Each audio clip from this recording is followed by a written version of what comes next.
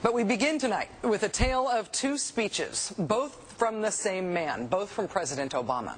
One speech that could have been billed as a ballad to the Constitution, a proclamation of American values, a repudiation of the lawless behavior of the last presidential administration, and another speech announcing a radical new claim of presidential power that is not afforded by the Constitution and that has never been attempted in American history, even by George W. Bush and Dick Cheney. Remarkably, President Obama today made both of those speeches simultaneously. Standing inside the National Archives in front of the actual original Constitution, President Obama delivered a blistering critique of the Bush administration, in which he called their actions and their legacy, literally, a mess. Our government made a series of hasty decisions. Poorly planned, haphazard approach.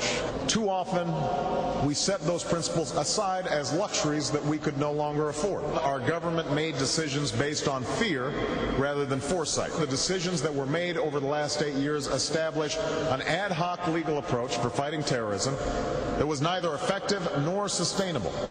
An ad hoc legal approach for fighting terrorism that was neither effective nor sustainable. Ouch.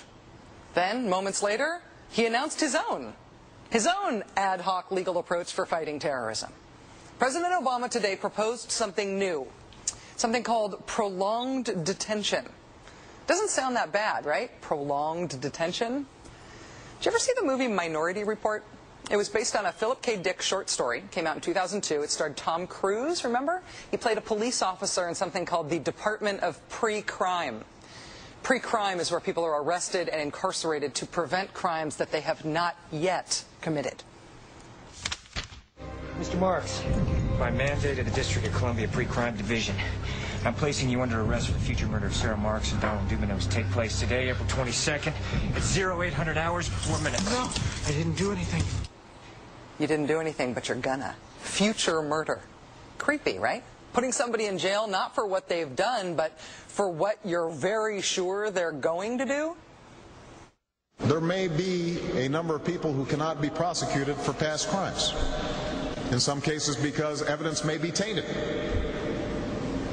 but who nonetheless pose a threat to the security of the United States. We're not prosecuting them for past crimes, but we need to keep them in prison because of our expectation of their future crimes. Al-Qaeda terrorists and their affiliates are at war with the United States, and those that we capture, like other prisoners of war, must be prevented from attacking us again. Prevented. We will incarcerate people preventively. Preventive incarceration. Indefinite detention without trial. That's what this is. That's what President Obama proposed today, if you strip away the euphemisms. One civil liberties advocate told the New York Times today, quote, "We've known this was on the horizon for many years, but we were able to hold it off with George Bush. The idea that we might find ourselves fighting with the Obama administration over these powers is really stunning." Our government was defending positions that undermine the rule of law to ensure that they are in line with the rule of law. How can a president speak the kind of poetry that President Obama does about the rule of law and call for the power to indefinitely, preventively imprison people because they might commit crimes in the future? How can those two things coexist in the same man, even in the same speech? Well, that brings us to the self-consciously awkward, embarrassing part of this speech today.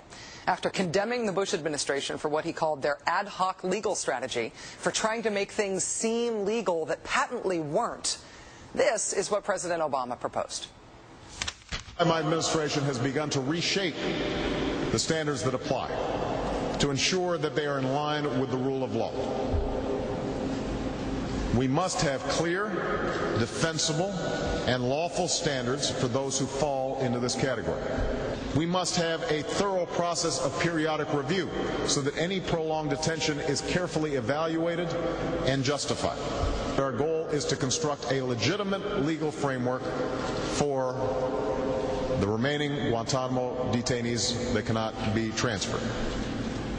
Our goal is not to avoid a legitimate legal framework.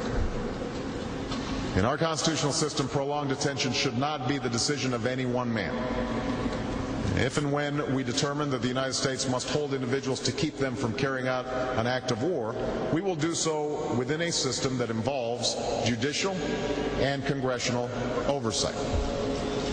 And so going forward, my administration will work with Congress to develop an appropriate legal regime so that our efforts are consistent with our values and our Constitution.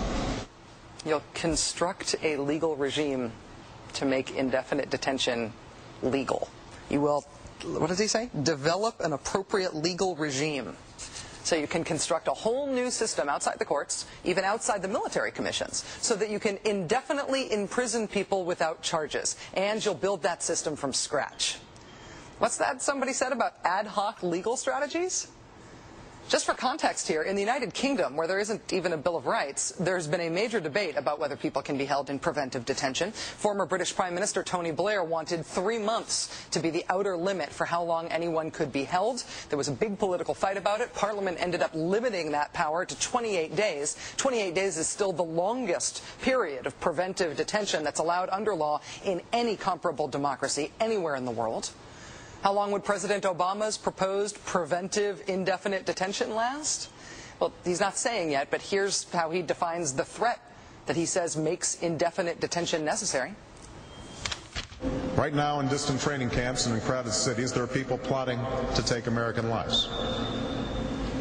That will be the case a year from now, 5 years from now, and in all probability 10 years from now. 10 years from now. So you could get arrested today and locked up without a trial, without being convicted, without being sentenced for, say, 10 years until the threat of your future criminal behavior passes? Prolonged detention, he's calling it.